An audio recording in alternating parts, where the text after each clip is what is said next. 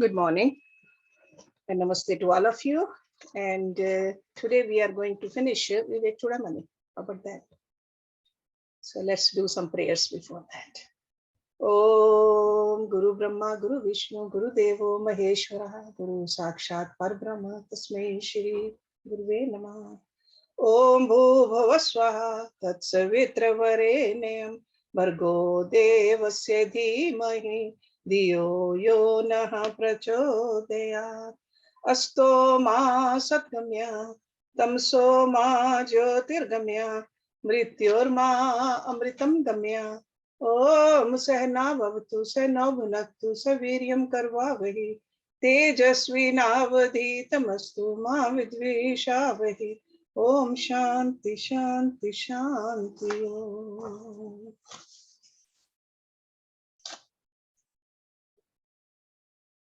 We are still in the middle of where Shankaracharya ji is giving the final advice to his disciple.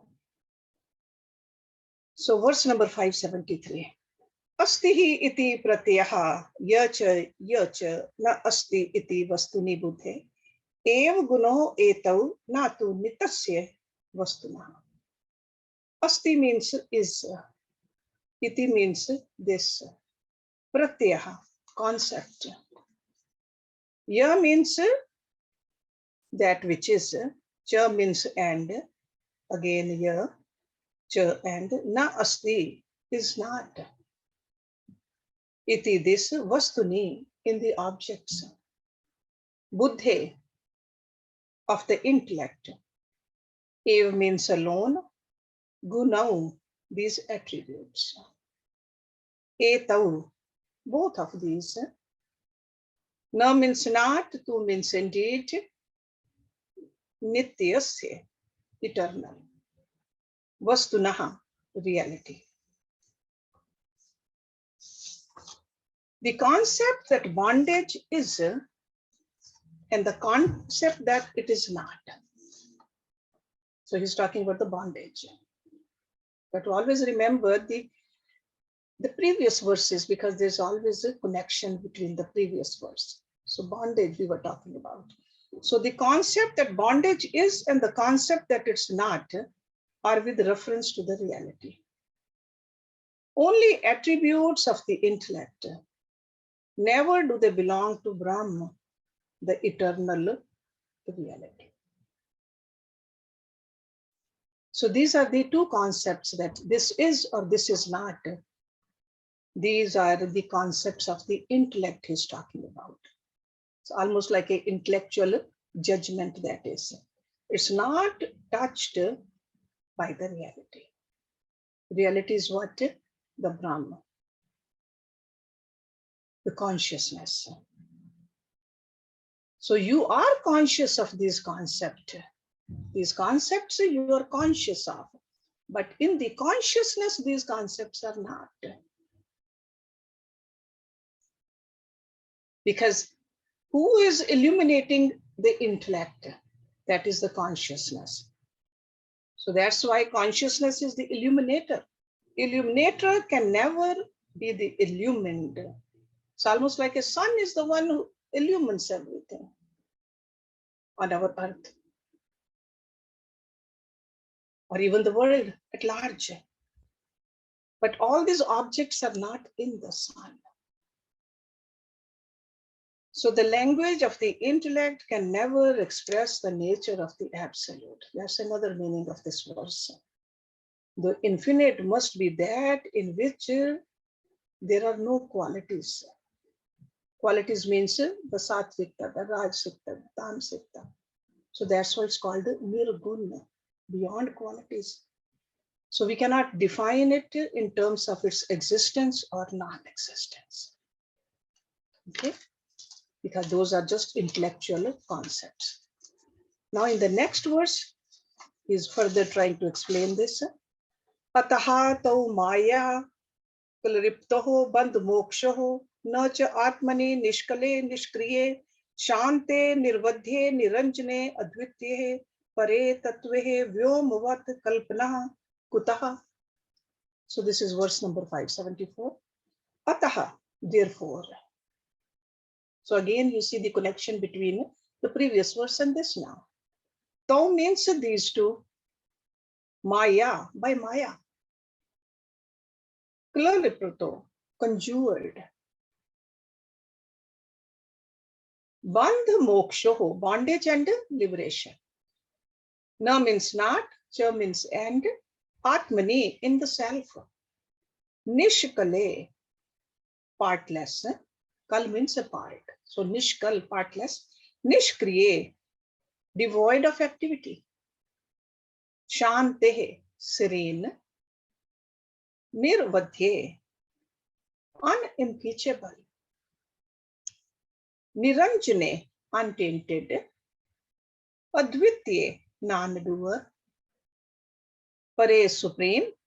Tatvehe, reality. Vyomvat, like space. Vyom means space. Kalpanaha, imagination. Kutaha, where is it? Therefore, bondage and liberation are conjured up by Maya and are not in the Atma. As there can be no limitations regarding the infinite space, how can there be any limitation regarding to the supreme reality, which is devoid of parts, nishkal, devoid of activity, serene, unimpeachable, untainted, and non-dual. Because we often talk about bondage and liberation. So he says bondage and liberation are the creations of the non-apprehensions of reality. Once we know the reality, there's no even talk about bondage or liberation. Because in the self, they do not exist. In the soul, they do not exist. So how can there be any kind of a limitation or talk about the limitation? Because it's infinite. It's partless. It's always calm. It's taintless. And it's one without a second.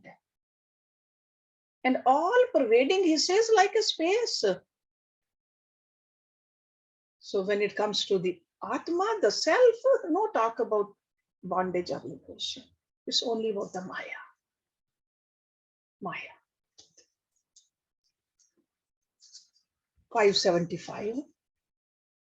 Na nirodha, na cha utpati, na badha, na cha sadhaka, na mumukshuhu, na vimuktaha, iti esha paramarthata. Na means not, nirodha, the death. Na means not, cha means and, utpati, birth. Again, na means neither or nar. Badha, bondage. Na cha, not and. Sadhaka, the struggling one. Na mumukshuhu, not the seeker. Na means nar, ve means indeed, muktaha, a liberated one. Iti means thus, eshaha, this is paramarthata, the ultimate truth. Neither is there birth nor death. Neither a bound nor a struggling one. Neither a seeker nor a liberated one. This is the ultimate truth. Okay? Gita says the same thing. No death and birth for the Atma. So in reality, you are this Brahm itself. Because there's nothing whatsoever other than the Brahm. So there was never a birth. And if there's no birth, there's no talk about the death. So there's neither a seeker in Brahm nor one who has a burning desire for liberation.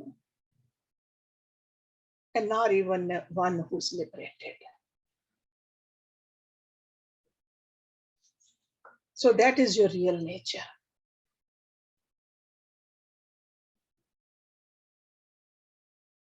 Once we realize this self-realization happens, then you wonder, how come I got so fooled? How come I thought that I was bondaged? I was limited because I never knew my own nature. Once you know your nature, once you realize, there's nothing else to realize because you know you are that. And he says, this is the supreme truth that we are Brahma. 576. Sakal nigam chudah swanta siddhanta rupam param idam ati guhyam darshitam te maya adhye apgat kali dosham kam nirmukta buddhim swasutvat asakrit tvam bhavityah mumuksham. Sakal means all. Nigam, scriptures.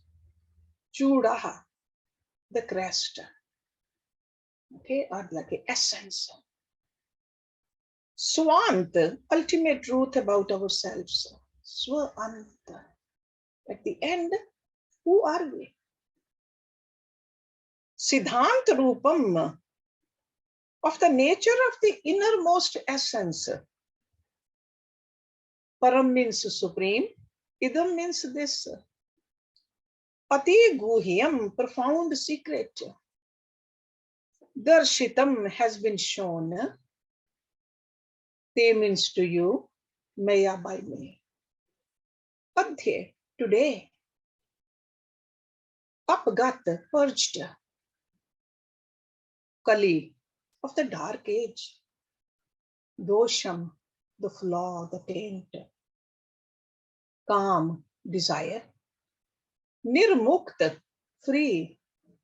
Buddhim, the intellect. Swasutvat, like my own son. Asakrit, again and again. Tvam means to you. Bhavitvaha, considering you to be. Mumukshum, a seeker after liberation. So Guru is saying that considering you to be a seeker after liberation, that means you were a seeker as one purged of the taints of this dark age, with mind free from desires. I have today revealed to you again and again, as I would do to my own son, the supreme and the profound secret, the innermost essence of Vedas, the crest of the Vedas, the crest of the thoughts in the Vedas are in the Upanishads.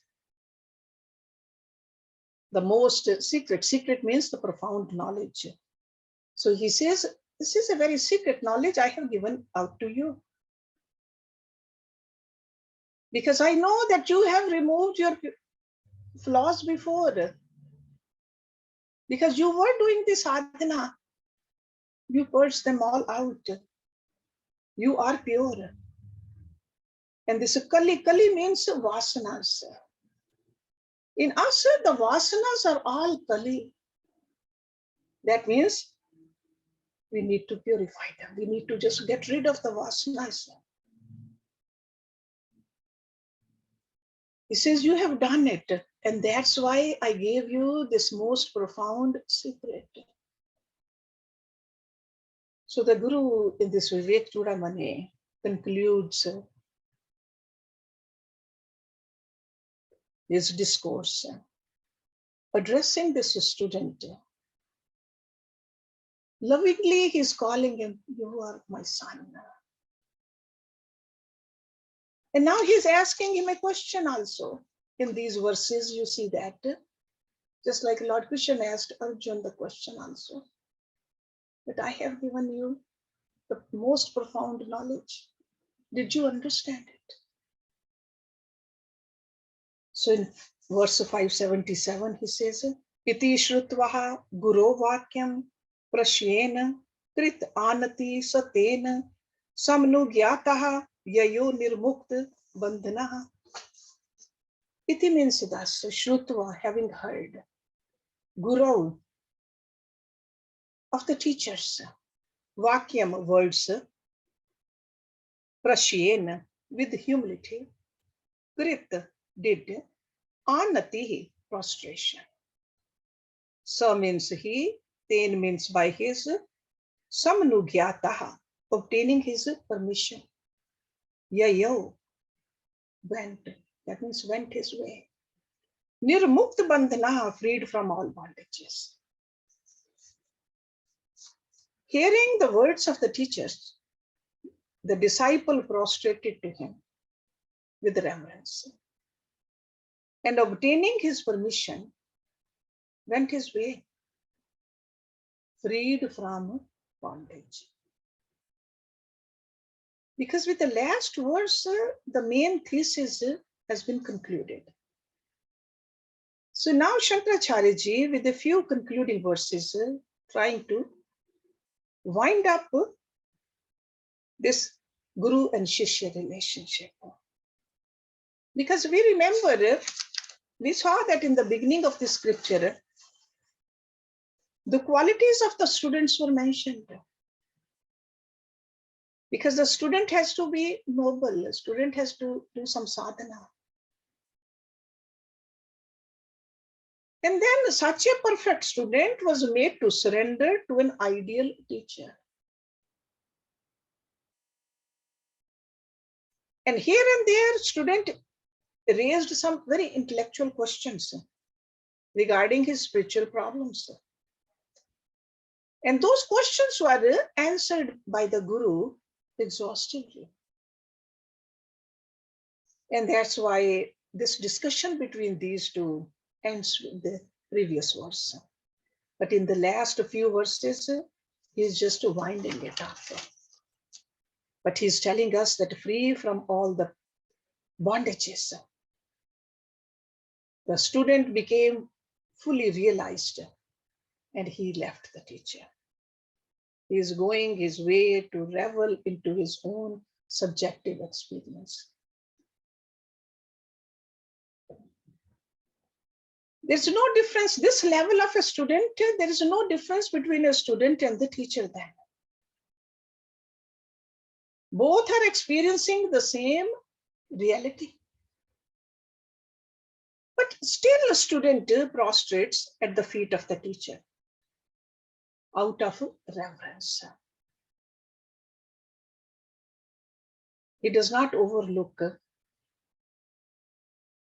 his sense of utter gratitude to the master who has helped him to climb to this level.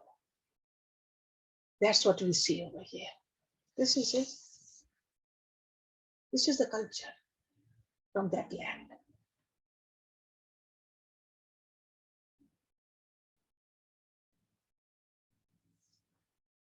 (578) Guru ev sadanand sindhau nirmagna manasa pavyen vasudham sarvam vichar nirantara. Guru, the teacher, ev means alone. Sadanand, eternal bliss, like always blissful. Sindhau, ocean. So it's like an ocean of bliss. Nirmagan, immersed. Manasa, his mind. Pavyan, blessing. Vasudham, the whole world. Sarvam, whole, complete. Vichar, wandered. Nirantra, constantly. And the teacher, his mind immersed in the ocean of eternal bliss. So that means that Guru's mind is not wondering what my student is doing now. Totally detached. In the moment, answered his questions, but he would rather revel in that ocean of bliss. So when the teacher, his mind immersed in the ocean of eternal bliss, forever wandered about, indeed blessing the whole world. Definitely blessing. Blessing really means just spreading the goodness wherever Guru goes, or where his thoughts are going to. So after the disciple had gone, the Guru did not sit back with a sign of relief that thank God he's gone. No, he just did his part. He was actually immersed in the supreme bliss before too, but now his job is done with that student. He is totally immersed. So with the mind fully steeped in the ocean of eternal bliss. Sure, moving around, whatever needs to be done, the Guru will do, but blessing the whole world. That means Guru is always ready to explain and guide seekers who might approach him. That really also the message over here. Whoever needs help, Guru will say, okay, I'll help you. Not getting attached to anybody. 579. Iti acharyasya shishyasya samvaden atam lakshnam nirupitam mumukshu nama sukh bodh upapatye. This is verse number 579. Iti means thus, acharyasya, the teacher. Shishyasya, of the disciple. Samvaden, dialogue. Atam lakshnam, indicating the self. Nirupitam, expounded. Mumukshu Nam, for the seekers after liberation. Sukh Bodh, easy comprehension. Upapatye, for attaining. Thus, by means of a dialogue between the teacher and the disciple, the Atma has been indicated for the easy comprehension of a seekers after liberation.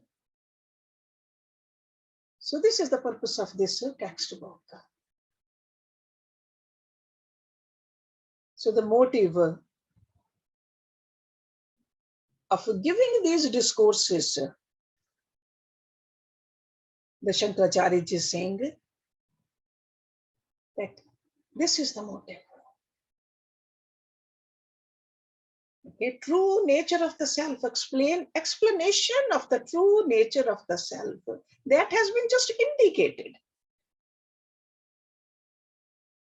And from here we can see that Shankaracharya is saying that it's not my philosophy. Old sages, they never said that it's my philosophy.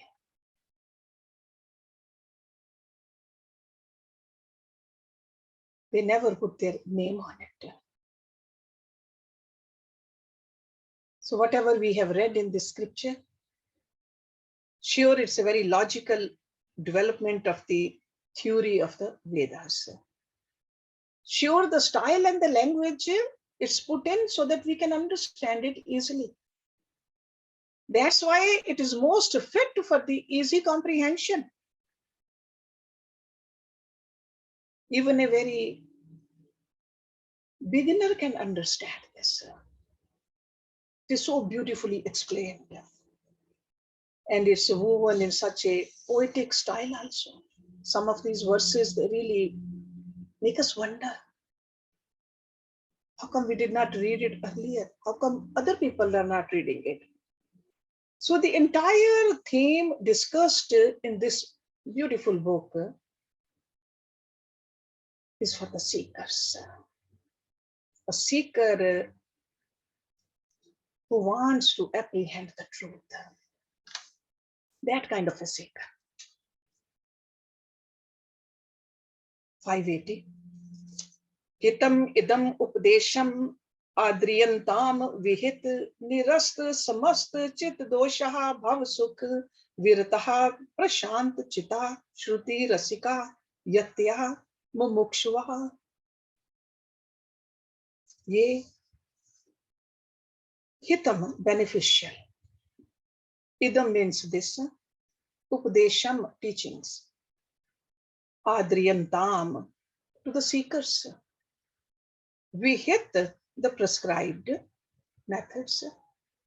Nirast, eliminated. Samast, entire. Chit doshaha, impurities of the mind. Bhava sukh, the pleasures of the world. Virataha, averse. Prashant, serene. Chitaha, the chit, the deeper part of mind. Shruti rasikaha, those who take delight in scriptures. Yatyaha, the strivers. Yatan karne wale, yatya. Mumukshava, the seekers after liberation. Ye means they. May those people appreciate this salutary teachings who are seekers after liberation, who have cleansed themselves of the taints of the mind, flaws of the mind, by observing the prescribed methods. We saw there were a lot of methods prescribed. Who have a distaste for worldly enjoyments, who have serene minds, and who take a delight in the scriptures. What he's trying to tell us over here towards the end of this great scripture, that if you listen to all these discourses, if you read these books, there's no guarantee of understanding it. Or maybe intellectually, if you understand it, but if you have not assimilated in your own deeper levels of personality, there's no guarantee that you will experience the self.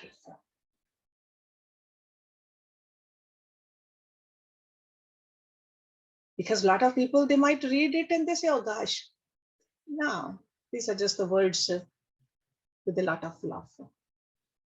So that's why Shankaracharya ji is writing over here again in the end of this great scripture, the qualifications, which is called a adhikari, that to be qualified. If you have created these qualifications in your personality, then definitely the reality is reality, it's there. And what are these qualifications? There are 6 of them he's mentioning in this particular verse. He's just summarizing all of them. Number 1, nirast, vihit nirast samast chit dosha. Completely purge the impurities of your mind. Completely, samast, not just little bit, all of it. By the prescribed methods, and he has given us many, many methods. And what are those dosha? We know the 6 enemies. Kam, Krodh, Lobh, Moh, Ahankar, Matsarya. Those are the dosha. We got to get rid of them. And what were the prescribed methods? Sham, Dam, Uprati, Titiksha, Shraddha, Samadha. Those are the methods he told us very clearly, again and again. He gave us the definitions of all of them beautifully too. So this is the very first qualification. Purge the impurities of your mind. Vihit nirasta samasta cheta dosha. Samasta, that is the key word over there. Not just a little bit, samasta, all of it. And the second is bhava sukha virtaha. Bhava sukha virtaha. We got to learn to be averse to the pleasures of the world, which are ever changing. Don't get attached to them. Viratta. Because if you are still running after this world, the changing world, this temporary world, we will never know the substratum. We won't have this subjective experience. So, bhava sukha virata. Then the third one, he says, prashanta chita. Make sure that your mind is quiet and calm. And how does this mind become quiet and calm? when we see that vasanas are reducing, we got to make sure that we are cleaning the vasanas and we are reducing the vasanas too. Not just only cleaning them. Lot of clean vasanas can give us problem too. Reduce the vasanas. And number 4 is Shruti Rasikaha. Take delight in the study of the scriptures. These Upanishads, these great scriptures which we have, whole library of the scriptures. Take delight in reading those, studying those. So Shruti Rasika. We just become so exhausted in finding the pleasure in this world.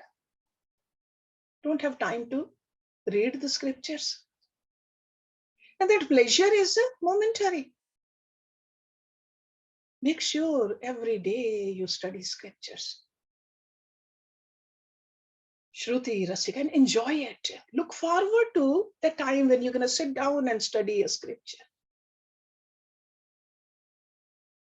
Yatyaha, number 5. You got to put an effort. Nobody else can do it for you. Only you need to do it. You need to strive to realize. And that is what the yatan is, striving. Are we striving?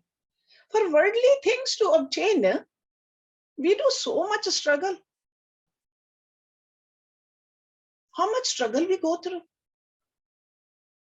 But this is the ultimate purpose of life and not much struggle. We think that somebody should just bless us. Or we can just go somewhere and we'll get it. No. We got to make utmost struggle for it. That's what yatya is.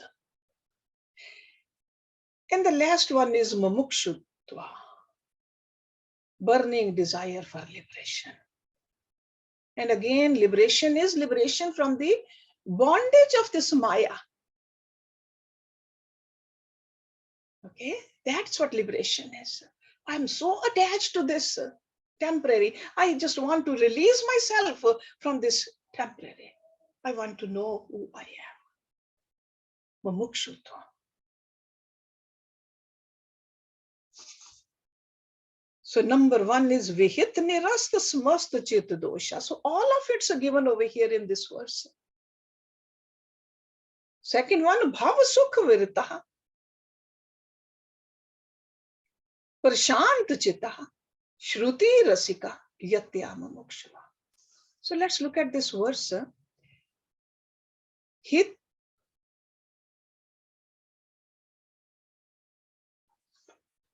It's like a hitam is really what is good for us, hitam, beneficial for us. And Guru's Upadesh is always that. For our hit. So we got to pay attention to it. So may those people appreciate these teachings who are seekers after liberation, cleanse themselves of the flaws of the mind by observing the prescribed methods, who have a distaste for the worldly enjoyment. Whenever there is a conflict, worldly enjoyment or my sadhana, where do we run after? The worldly enjoyment or the sadhana? To look at it. Is that more important? Because all day long we are at the crossroad. Should I do this or that? Go there or go there? Constantly we have this in front of us. This is the freedom God has given it to us human beings. Free will, it's called.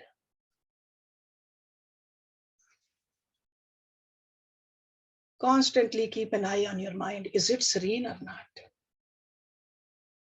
Do I enjoy studying the scriptures or not? Have to look at our own progress. That's why this particular verse towards the end, Shankaracharya is mentioning. Let's look at the last verse of this great scripture.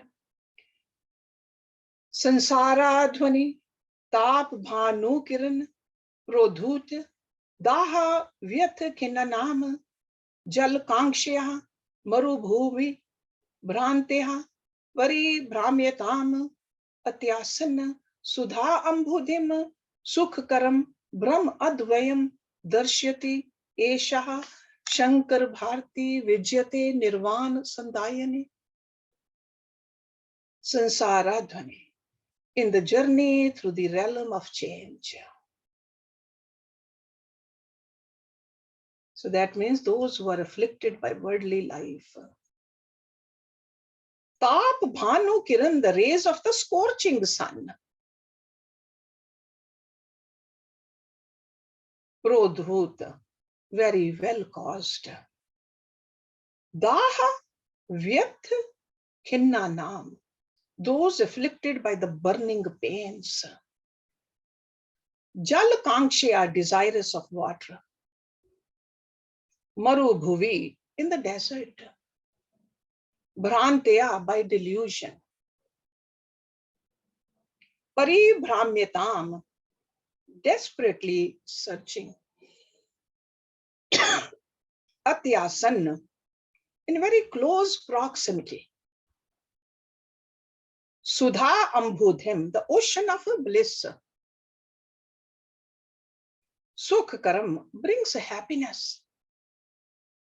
Brahm, advayam, non-dual. Darshyati, is shown.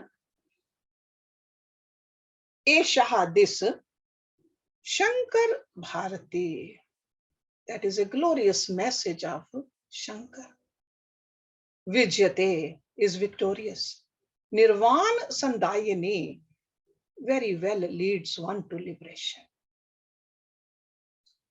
For those who are afflicted in this sansar, in this world, by the burning pains caused by the scorching sun rays of the sorrows. And you know, sorrows are three kinds: adhyatmic, adhidevik, and adhibhautik. Okay, you're all familiar with these terms. We talked about it earlier. And those who in delusion roam in a desert in search of water, for them here is the glorious message of Shankara, pointing out the ocean of nectar, the non-dual Brahm, within easy reach. It's not difficult, it's very easy. Easy reach, in order to lead them to liberation.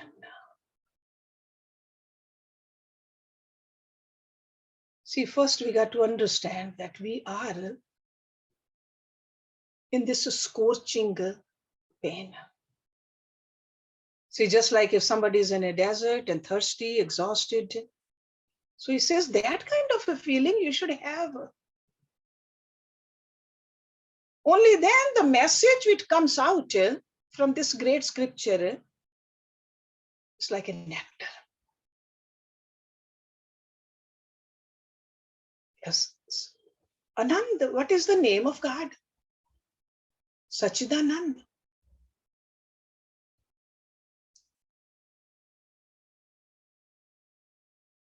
So we have to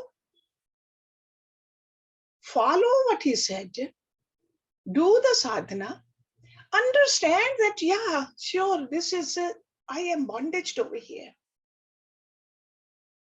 This Maya. And I want to get out of it. I want to realize who I am. That's what liberation is. Self-realization, God realization, whatever you want to call it, that's what it is. Otherwise, at the physical level, at the mental level, at the intellectual level, we are constantly getting bogged down. So this is where he has taken us. Step by step, beautifully, with easy language, with a lot of analogies, lot of examples. But ultimately, sadhana we have to do. Okay, so do not, my advice will be, do not put away this book. Keep it close to you. Just dig into it here and there. See what kind of a message you get again. Okay, so this is the end of this beautiful scripture. So let's do the Shanti part also. Om Purnamada Purnamidam Purnat Purnamudachyate Purnasya Purnamadaye Purnameva Vashishyate. Om Shanti Shanti Shanti. Thank you so much.